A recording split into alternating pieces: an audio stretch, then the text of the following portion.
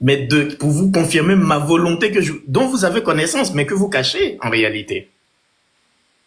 Donc voilà la première chose à retenir ici, dans un premier temps, frère Bébelos. Bébelos, exactement. Et donc ensuite, justement, quand le Coran vient, la question c'est qu'est-ce qui s'est passé, qu'est-ce qu'ils ont fait de la volonté du Seigneur qu'ils avaient entre leurs mains. Mais il y a un verset dans ta Bible, en fait, qui est assez éloquent, qui est plus éloquent que toi et moi et nous tous ici, c'est Deutéronome 34. Mais si Moussa alayhi salam, si Moïse est déjà mort, qui a continué l'écriture dans Deutéronome 34? Si la révélation que vous avez est vraie. Mais c'est pour ça qu'on vous appelle à l'islam tous les jours. Parce que ça fait quand même 1400 ans que... Okay. Je pense qu'il y a un autre verset à lire. Non, je termine juste sur ça. On va arriver dans Surat An-Nisa, Surat 4, là, Inch'Allah. Mais je termine sur ça pourquoi? Pour te dire que Bible, c'est pour ça qu'on vous appelle à l'islam. Parce que ça fait plus de 1400 ans. On va pas ouvrir. J'étais à nous. Non, Inch'Allah, je termine, grand frère. Il va expliquer son verset. Parce qu'en fait, ce n'est même pas toi d'expliquer le verset, c'était à Camara, mais on a pris les fenêtres. On va pas prendre les fenêtres et puis ouvrir un débat dans la fenêtre. Il n'y a pas de souci, je termine juste. On va laisser expliquer. Voilà, j'ai expliqué le verset, dans une fenêtre. Camara va reprendre. Il va lire son deuxième verset, Camara va reprendre. Voilà, ok. Donc très rapidement pour te dire que oui, la révélation vous l'avez reçue, mais si on se refait par exemple dans Deutéronome 34, en fait, comme on a l'habitude de le citer ici, Moïse n'a pas pu continuer l'écriture de l'Ancien Testament dont tu es en train de parler, en fait. Donc qui a continué? Si c'est Moïse qui est censé recevoir la révélation et qui devait écrire ça, qui a continué après la mort de Moussa alayhi salam conformément à Deutéronome 34? Donc oui, certaines révélations, le Créateur vous a transmis sa volonté à travers les Écritures, mais quand il envoie le prophète Mohammed alayhi salatu wa salam, vous pouvez nous dire oui, très certainement, vous avez reçu quelque chose que vous avez tronqué, et c'est ce qu'il dit dans le verset. Donc j'envoie mon messager, mon bien-aimé Mohammed alayhi salatu wa salam, pouvez-nous vous rappeler cette volonté-là et venir révéler ce que vous cachez de ce qui vous avait déjà révélé. Et je termine, parce qu'on va faire un crochet dans la Bible tout à l'heure, sur ce même verset dans la Bible également, où Issa, le fils de Marie, justement... S'il te plaît, le débat c'est Camara et lui, on a ouvert des fenêtres. S'il te plaît, on va pas aller loin, tu as donné ton explication, laisse Camara continuer. Sinon, on attend de s'éloigner. On a une fenêtre pour expliquer quelque chose de 2 minutes, ça fait maintenant près de 11 minutes qu'on attend de parler. Bismillah, on peut continuer, Inch'Allah. Voilà, Camara, Bismillah, voilà. Ou bien il va donner son deuxième verset, puis on va continuer. Non, on finit le deuxième verset, Inch'Allah, Oustaz, s'il te plaît. Voilà. Ok, Bible, continue et puis... Voilà. Voilà, alors, frère, bonne arrivée à GTR. Il y avait les gens qui te demandaient ici. Je sais pas, tu étais passé où. Il était allé se marier. En tout cas... Non, Bishop, c'est le boulot, c'est plein de choses en fait, mais je vais bien attendre de Il préparait sa deuxième femme. Il est allé chercher sa deuxième femme. Quelqu'un qui n'a pas encore eu une femme, tu parles de deux. Mais c'est ça, tu prévois, tu es prévoyant. Voilà. Inch'Allah, ok. Biblaus, merci beaucoup. La confirmation, donc le Coran parle, c'est uniquement sur la vérité. Allah dit, le Coran, c'est Al-Muhaymin, le correcteur. Ça veut dire quoi? Le boussole, le détecteur du faux. C'est le Coran qui vient pour vérifier. Il fait la distinction entre le faux et le vrai. Donc Allah dit, le Coran, c'est Al-Muhaymin. C'est lui qui fait le pas entre ce qui est faux. Donc si tu regardes, tu cherches une boussole là-haut, une boussole pour te montrer là où tu dois aller là, c'est le Coran. Alors le Coran vient confirmer ce qui est vrai. Le Coran vient rejeter ce qui est faux. Donc, si on ne fait pas de confirmation, ce qui est avec vous, même si quelqu'un est menteur, même le diable, il ment. Mais des fois, le diable dit la vérité. Des fois, le diable dit la vérité. Ça veut dire que ce n'est pas tout ce que dit le diable est faux. Des fois, il mélange, regarde les tactiques des menteurs. Il mélange le faux avec le vrai. C'est ça qui est dangereux.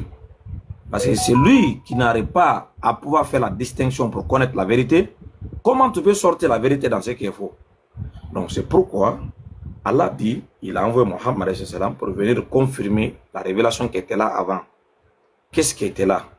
Allah dans la sourate Al-Anbiya, la sourate 25, il nous a dit qu'il a révélé à tous les prophètes le même message, à savoir l'adoration d'un Dieu unique et d'appeler à l'humanité de s'éloigner des fausses adorations, des fausses divinités, mais de toujours orienter leur adoration vers le véritable Dieu. Ça, c'est le message universel de tous les prophètes, depuis le temps d'Adam jusqu'à Mohammed sallallahu alayhi wa sallam. Ça ne change pas. Mais en ce qui concerne des règles sociales, des règles politiques, des règles qui constituent souvent la foi, ça peut changer. Ça peut changer en fonction du temps et la mentalité du peuple. Ça change. Des règles sociales, mariage et ainsi de suite.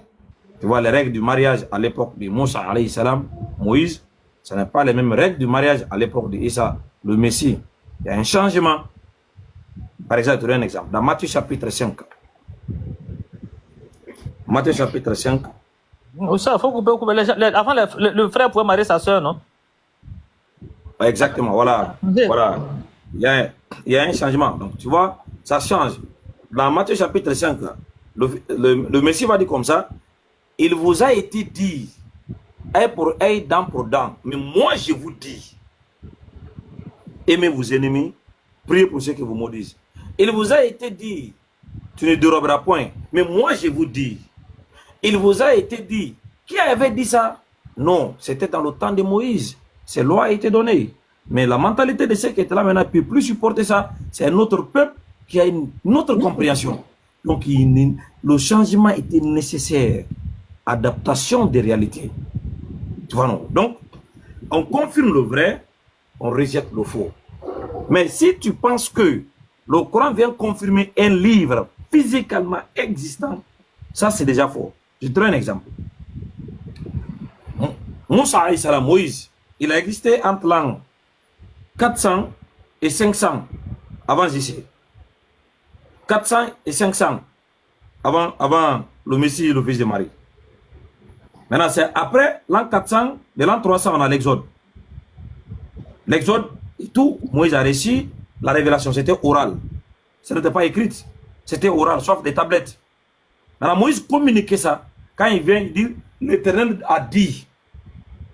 Il a dit ça par la voie orale. Après son départ, Josué a succédé Moïse. On a appris, c'est pendant le temps de Josué, on a fait des écrits. Mais, les systèmes d'écriture à l'époque, maintenant, ce n'est pas pareil. Parce qu'à l'époque, il y avait des papyrus.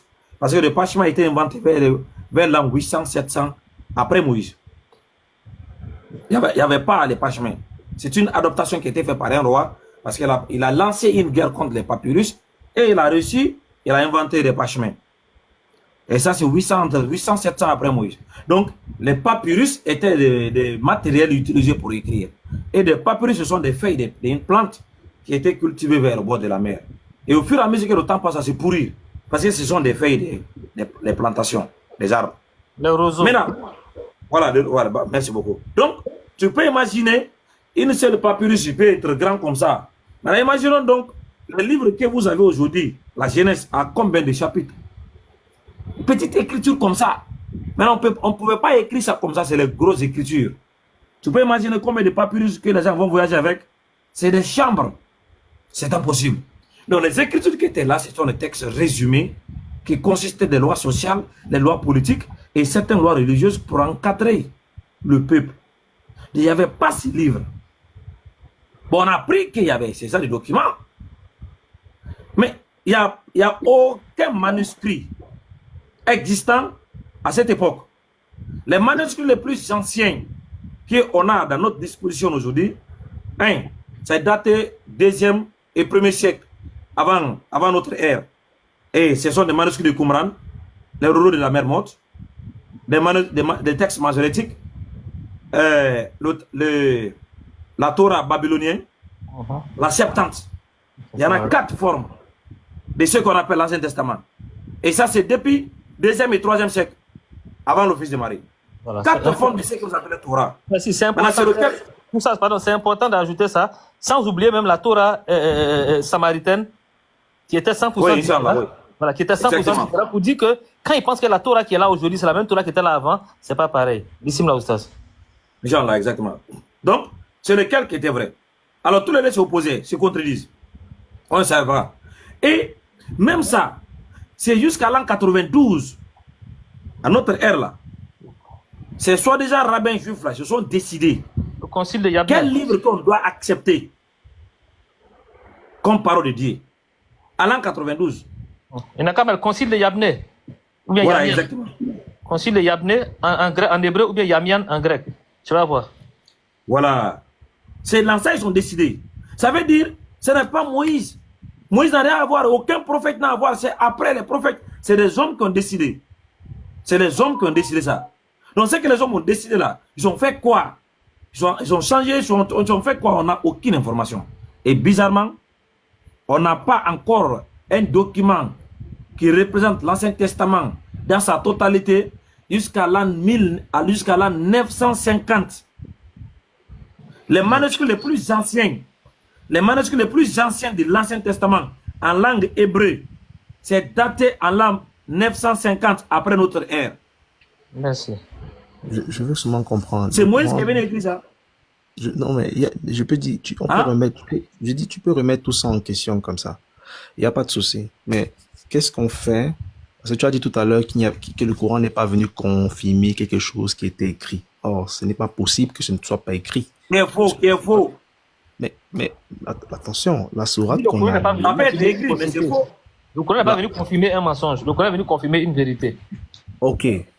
Si vous dites quand même que c'était écrit et que vous dites que le contenu était faux, ça c'est déjà quand même quelque chose. On avance déjà un peu. Donc vous êtes en Non, on train n'a de pas dire- dit ça. Non, c'est pas. Merci. On n'a pas dit ça. Toi, tu as dit que le Coran n'est pas venu confirmer ce qui était écrit, que rien n'était écrit. Or, il est dit. C'est pas ce que je dis. Écoute-moi, mon frère. Ne mets pas tes paroles de ma bouche. Il n'a pas écouté. Il n'a pas J'ai dit, écouté. Ok. Moïse n'a pas laissé une écriture proprement dite de sa propre main. La révélation qu'il a reçue, c'était orale. Il transmettait ça à son peuple. J'ai dit, c'est probable que c'est pendant le temps de Josué, on a eu certaines écritures qui ont été faites. Mais ça aussi, on n'a pas de traces. Parce qu'il n'existe aucun manuscrit date à cette époque. Mais Alors je dis- 1300, 1200, donc je ne vais pas finir. Alors 1200, 1300, 1200, il n'y a aucun manuscrit. Les manuscrits que nous avons aujourd'hui dans notre disposition là sont datés 200 à 100 ans avant notre ère. mais le Donc déjà, Coran Moïse contient avait près de quoi, 1000 alors? et quelques années. Mais Moïse je n'est plus comprends ici. tout ça. Je comprends la Maintenant, si difficulté tu comprends tout ça là-haut, de suivre. si tu Attends. comprends tout ça là, Attends, toi tu situes l'histoire, regarde, pour qu'on se comprenne, toi tu situes l'histoire avant la révélation. Vous faites d'abord la distinction.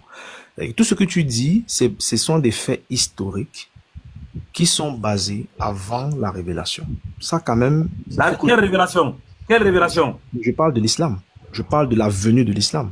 Faut pas que on est en train de parler de ça, quoi. C'est-à-dire que tu cherches à me faire comprendre que je suis dans du mauvais côté parce que j'ai des sources qui sont pas fiables.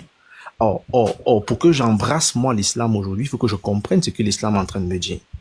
Et je te dis que la sourate qu'on vient de lire dit, Le verset. mais on vient de lire ça à 2,41. Oui, c'est un verset, c'est pas une sourate, c'est un verset. Pardon, la sourate, j'ai dit la sourate qu'on venait de lire, mais je n'ai pas précisé le verset, je suis d'accord. Okay. Oui, je suis d'accord, oui. Donc le verset 41 de la sourate 2 qu'on venait de lire tout à l'heure, nous fait comprendre que les Juifs et les chrétiens, les Israéliens là, pardon, parce que je veux pas lire j'ai pas encore eu la 47, que le Coran ce qu'il a fait descendre confirme ce qu'ils avaient avec eux. Ce qu'ils avaient, c'était un livre ou un enseignement? Non, ce qu'ils avaient, c'est un livre. Il dit bien avec Pourquoi? eux. Est-ce que le Coran Voilà, dit- avec eux. On n'a pas un enseignement Le avec Coran dit ça. ce qu'ils avaient. Ils avaient un livre ou un enseignement? Avec eux.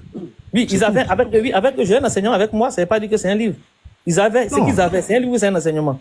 Non, c'est un livre, bien sûr. Non, c'est pas ce que le Coran dit. Le Coran dit ce qu'ils avaient. Bon, Toi, dans tu ce dis que c'est un livre. cas, tu vas expliquer. Tu peux refuser que ce soit un livre parce que ton frère dit que c'est un livre, mais c'est faux. Toi, tu dis comment c'est pas un livre. Non. Tu vas donc- Non. Mon frère Il y en n'a a jamais dit ça. pas. Attends, mon On n'a ami. pas dit que le Coran confirme un livre qui est faux. Tu es en train de Mon frère dit faire que Moïse n'a pas écrit, c'est que mon frère dit que c'est des enseignements qu'ils avaient. Tu n'as pas, voilà pourquoi tu l'as pas écouté. Il a dit le Coran ne vient pas confirmer ce qui est faux. Oui, mais quand tu dis ce qui est faux, on va fouiller l'enseignement qui est faux comment? Oui, mais l'enseignement qui est faux, moi je peux donner un enseignement qui est faux, tu peux recevoir un enseignement qui est faux, un enseignement qui est vrai. Non, mais, C'est pas- non, mais c'est ça n'a pas de dans un sens. livre. Ça n'a pas de sens. Puisque c'est Non, qui, ça a c'est qui. totalement une chance. Non, pas du tout. Parce que on compare. Regardez, attention, attendez. Il peut pas dire ça. On peut pas laisser passer ça. Même si on n'accepte pas une croyance, on peut pas tout dire n'importe quoi. Il dit aux Juifs que voici ce que je vous ai fait descendre. Et croyez à ça. Et ce qui descend ci là, n'est-ce pas, confirme ce que vous avez déjà. Et pour que le Juif lui-même accepte ça, il faut qu'il puisse comparer avec ce qu'il a déjà. Oui. Mais c'est qu'il a Alors, déjà et fait quoi? toi, tu dis que c'est ce que le Juif a déjà. Il a quoi? C'est que le juif, c'est que le juif, c'est la loi. C'est la loi. La loi qu'il a là. C'est un livre ou un enseignement. La Torah, c'est un livre constitué de 5 chapitres. Non, la Torah, c'est un enseignement contenu souvent dans un livre ou dans la tête, mais c'est un enseignement d'abord. Dis ce que tu veux, mais c'est écrit. Non, on l'a écrit. Non, on l'a écrit. Mais c'est un enseignement d'abord. Et il les avait avec eux. Un enseignement. Maintenant, on peut les écrire comme ne pas les écrire, mais c'est un enseignement. Mais le fait est que la sourate, le verset là, dans la sourate 2 l'a dit qu'ils avaient ça avec ils avaient un enseignement, bien sûr. Et le livre, c'était physique. Non, c'était pas le livre, mon ami. Il ne faut pas ajouter des mots qui n'existent pas. Bon, ok, si toi tu le dis, ok, d'accord, si tu le dis, parce que le Coran est quand même cohérent à ce niveau, et ça, je trouve que en tant que musulman, c'est pas sérieux de dire ça. Comment vas-tu expliquer, ok, comment vas-tu expliquer le 543 et 547? La 543 dit, tu peux lire, s'il te plaît? Oui, je vais lire. Il dit ici, mais comment te demanderait-il d'être leur juge quand ils ont avec eux la Torah, dans laquelle se trouve le jugement de Dieu? Tu m'as encore dit que là, c'est un enseignement? Mais la Torah, c'est un enseignement, tu sais pas? Mais qu'est-ce que tu racontes? Ils ont ça avec eux. Arrête ça. C'est un livre. Arrête ça. Toi, tu veux nous faire comprendre quoi? Que quand c'est écrit dans le Coran comme ça, c'est dans la tête des Juifs, c'est pas écrit? Attends, arrêtez ça. Attends, Biblos. Pardon. S'il te plaît, ce que toi tu appelles, ce qu'Allah dit c'est avec et là-haut. C'est la Genèse, Deutéronome, Lévitique, Nombre. Exode. C'est ça? Ou Exode? C'est ça qui. C'est ça? Tu as autre chose à proposer? Moi, je connais ça comme ça. Oui, la Torah, c'est un livre. Ok. Maintenant, est-ce que tu connais comment le livre est venu en existence, qui les a écrits? Ça ne m'intéresse pas, puisque si moi je dois embrasser l'islam aujourd'hui. Toi, tu es là pourquoi? Mais ça fait Je t'explique pourquoi. Là, je vais embrasser l'islam. Laisse embrasser l'islam là. Allons sur la vérité d'abord. On va parler déjà par les sentiments. Mais attends. Vous me parlez de quelle vérité? La vérité pour vous, c'est l'islam ou finalement l'histoire des gens? Qu'est-ce que vous me racontez? On va d'abord juger ce que tu as dit. On blague avec l'âme des gens comme ça. On est ici dans un panel, vous me demandez de laisser ce qui est écrit dans votre Coran pour aller écouter l'histoire que Karama ne peut pas me démontrer. L'histoire que Karama... Pourquoi ce qui est écrit dans le Coran, tu veux changer? Non, je ne change pas. C'est toi qui même veux changer. C'est toi qui dis que c'est écrit. Un livre. Pendant que le Coran dit que c'est un enseignement. Le Coran, c'est ce que vous avez reçu, ce que vous avez. Il n'y a pas dit un livre. Mais bien sûr que c'est un livre, puisque la 543 que je viens de lire dit qu'ils peuvent juger par rapport à ce qu'ils ont. Comment tu peux dire que c'est pas important? Hein?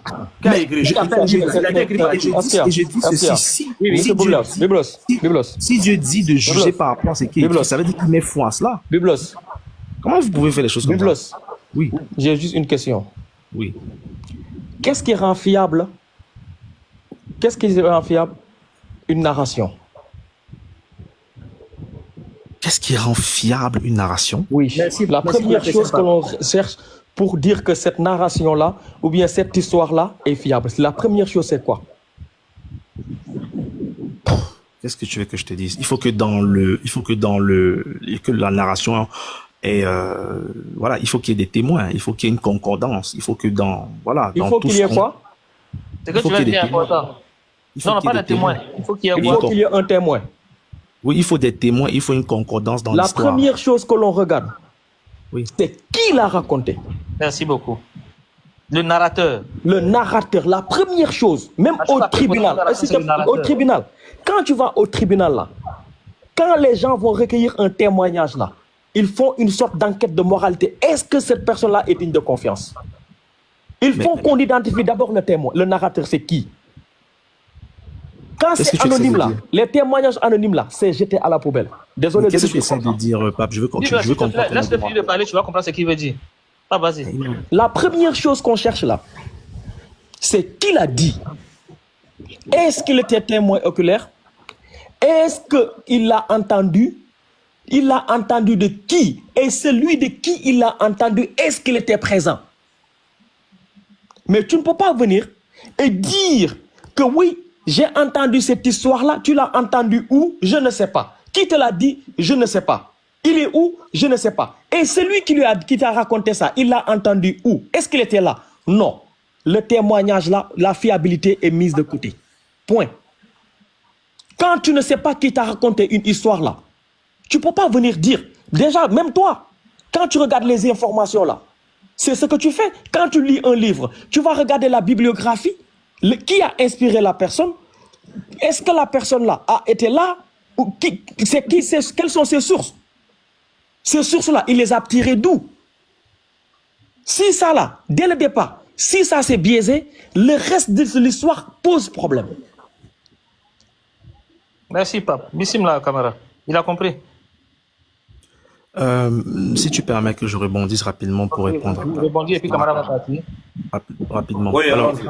Pape, ce n'est pas Allons-y. parce Laisse-le. que, ce n'est pas parce que Allons-y. on connaît qui est l'auteur d'une narration que la narration est fiable.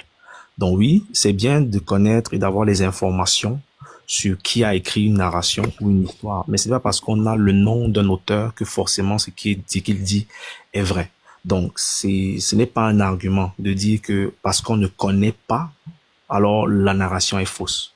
C'est parce que tu n'as pas simplement l'information. Donc le fait qu'on connaisse qui est l'auteur d'une narration ne dit pas automatiquement que la narration est vraie ou est authentique. Et ça ne répond pas. Ce n'est pas ce que Papa dit. Hein. Est-ce que l'auteur-là est digne de confiance? Est-ce que vous vous rappelez l'histoire de Nafissatou Diallo? Qu'est-ce qui a fait sauter son témoignage? Parce qu'elle avait menti. Et son mensonge, c'est parce qu'elle a caché une information. Peu importe. J'ai dit, on fait une sorte d'enquête de moralité. Est-ce que cette personne-là est un menteur professionnel ou bien c'est quelqu'un qui est digne de confiance? C'est ça les premières choses. Il faut qu'on identifie.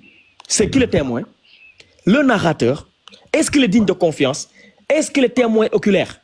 Ou bien c'est lui qui lui a raconté l'histoire? Est-ce que cette personne-là est témoin oculaire? Ou bien des sources fiables, claires et nettes, identifiables et identifiées? Voilà. Merci. Ok. Tu peux rebondir et puis camarade va continuer. Merci beaucoup. Regarde. Non, laisse Camara va continuer. Je crois que c'est pas camarade, nécessaire. bismillah. Ok, tu vois, moi je crois qu'avant de venir s'appuyer sur ce qui est dans le Coran, tu vois, déjà on va te donner des choses, parce que le Coran est venu, comme je t'avais dit dès le commencement, le Coran contredit 90% de ce qui dit votre Bible aujourd'hui. Voilà, un livre comme ça qui va venir contredire ce que l'autre a dit, va venir confirmer ça encore. Il va pas, c'est quoi ton argument ici, mais peut-être tu veux juste essayer de trouver quelque part à s'accrocher. Mais on va prendre d'abord ce que dit votre propre théologien, ça c'est la Bible 2 secondes. Voilà.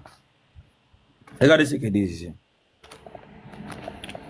Il parle de ces dessins-là que tu vois ici là. Voilà.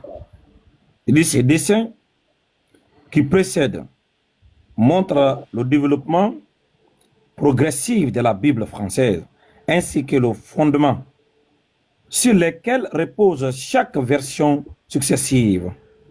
Vivant au siècle de la page imprimée, nous comprenons difficilement que lorsque les livres de la Bible ont été écrits à l'origine, il n'existe aucun moyen facile et bon marché d'en faire des copies. Chaque exemplaire devait être lentement et laborieusement recopié à la main. Il était donc inévitable que de nombreux livres anciens se perdent. Ces faits expliquent en grande partie que tous les manuscrits originaux des livres de la Bible ayant disparu. Ça, c'est pas du Coran, hein? C'est la Bible et ces croyants de la Bible eux-mêmes qui nous disent ça. Maintenant, toi, tu laisses ça, tu viens, tu prends un verset du Coran pour nous parler d'un livre que le Coran est venu pour corriger. Parce que si là, ce qui était là était vrai, le Coran n'allait pas venir pour le contredire. Mais on va te montrer ce que dit le Coran. Ici, nous sommes dans l'analyse des livres de la Bible. La Genèse. Auteur, Moïse, accepté de manière générale. Ça veut dire que c'est un consensus qui a été fait. On n'a pas de preuves qui prouvent que c'est Moïse qui a écrit la Genèse, mais on lui a attribué cette œuvre. Ce n'est pas lui qui a fait. Le livre de Exode. Auteur et personnage central. Moïse, accepté de manière générale. Attribution. Ici, Lévitique.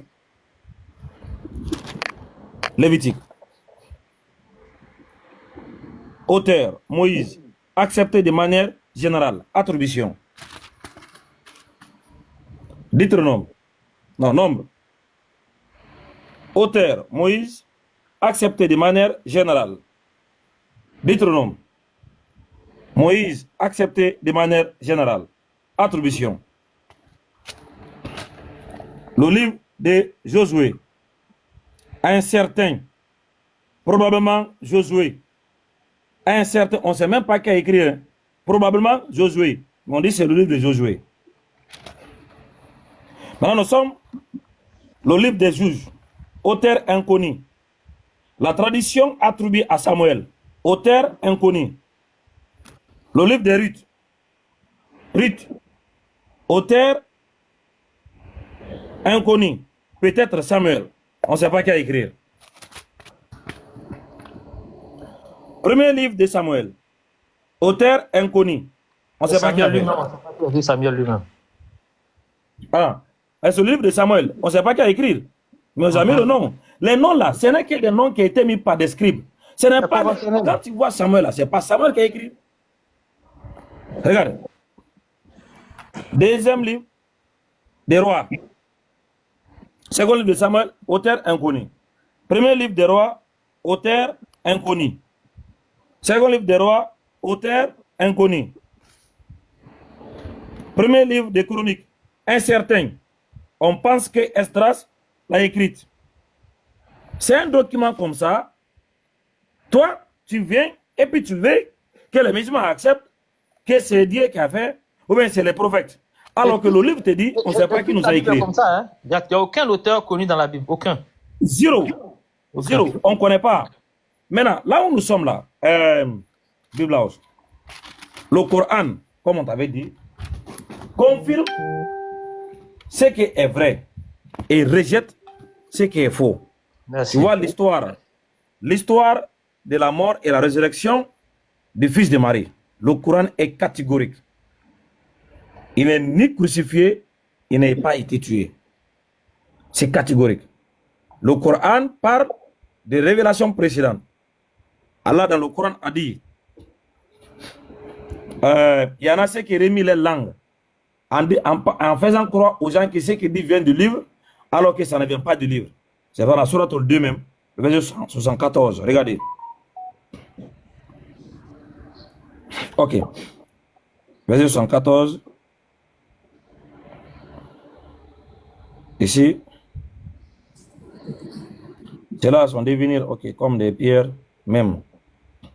Eh bien, espérez-vous. Ok. Eh bien, espérez-vous, musulmans, que des pareils gens, entre parenthèses les juifs, vous partageront la foi, alors qu'un groupe d'entre eux, après avoir entendu et compris la parole d'Allah, la falsifie sciemment. Voilà. Après avoir entendu et compris la parole, ils vont falsifier. C'est écrit noir souvent. Donc, le Coran te dit déjà, les gens là ont la capacité de falsifier ce qui a été donné. Ici, Allah dit, et quand il rencontre des croyants, il dit, nous croyons. Une fois entre eux, ils disent, allez-vous vous confier aux musulmans que Allah a révélé pour les fournir ainsi un argument contre vous? Êtes-vous donc dépourvus de raison? N'avait-il pas qu'en vérité Allah c'est ce ce qu'ils cachent et ce qu'ils divulguent. Le verset 79. Et il n'y a parmi eux des illettrés qui ne savent rien du livre, hormis des prétentions, et ils font que des conjectures. Malheur donc à ceux qui ont écrit le livre. Malheur donc à ceux de leurs propres mains ont composé un livre, puis il le présenta comme venant d'Allah, pour en attirer un vil profit. Malheur à eux donc à cause de ce que leurs mains ont écrit, et malheur à eux à cause de ce qui le profite qu'il en a et de ceux qui en a profité. Voilà, non?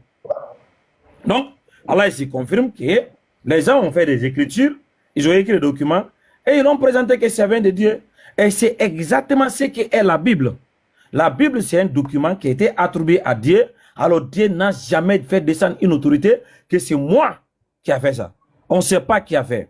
Maintenant, pour que cela, on met ça à côté, le Coran confirme quoi?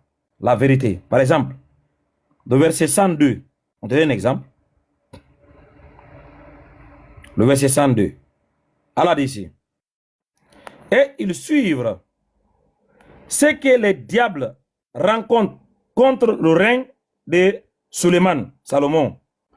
Alors que Suleiman n'a jamais été mécréant, mais bien c'est les diables.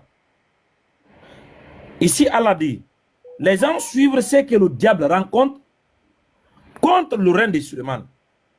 Mais qu'est-ce que le diable a dit contre Suleiman? Le diable dit que Suleiman a mécru. Suleiman est devenu mécréant. Allah dit ici que, alors que Suleiman n'a jamais été mécréant, mais c'est les diables qui sont devenus mécréants. Dans la Bible, c'est dit quoi? Dans le passage des rois. Les rois 11. On dit quoi ici?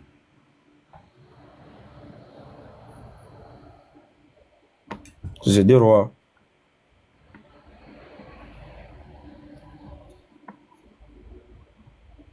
Ici, c'est un roi 11. Voilà, c'est un roi 11. Le verset premier. Ici, la Bible dit, le roi Salomon aime beaucoup de femmes étrangères, autres les filles des pharaons, des Moabites et des Ammonites, des Idomites, des Sodoniennes et des Hétiennes. Appartenant aux nations, donc l'Éternel avait dit aux enfants d'Israël, vous n'irez point chez elles, et elles ne viendront point chez vous. Elle tournera certainement vos cœurs du côté de leur Dieu. C'est fit à ces nations que s'attache Salomon, entraînant par l'amour. Il eut 700 princesses pour femmes et 300 concubines. Et ces femmes détourna son cœur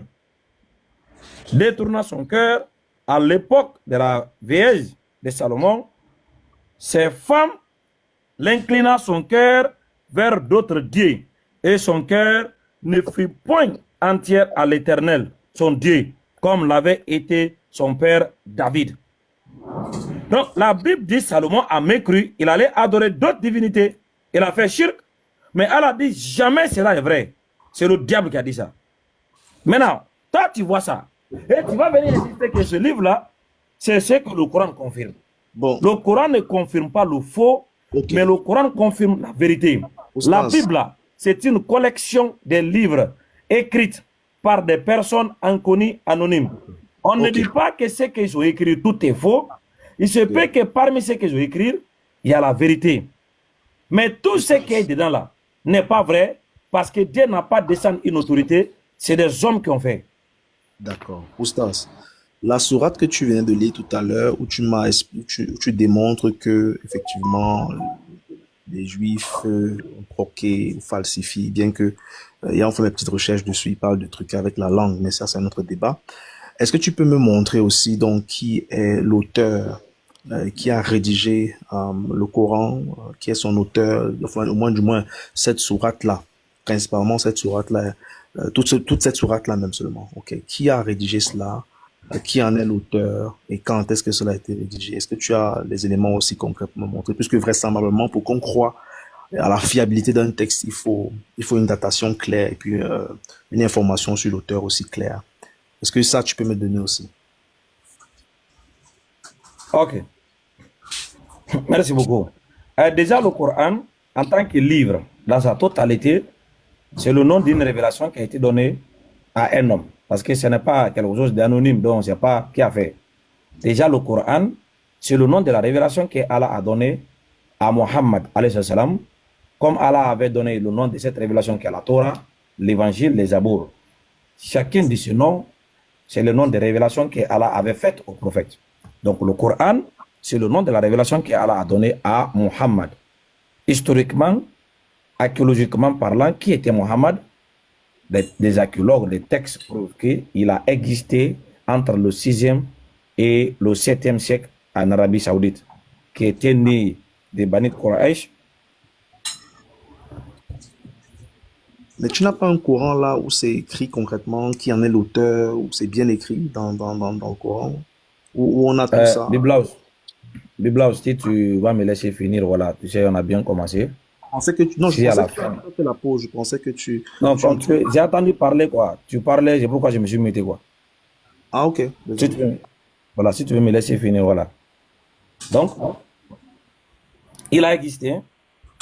Des preuves archéologiques et textuelles démontrent son existence. Et, en travers ce que nous avons reçu des archéologues et des preuves extensielles, vérifiables, il n'existait pas une écriture qui s'appelle Coran avant lui.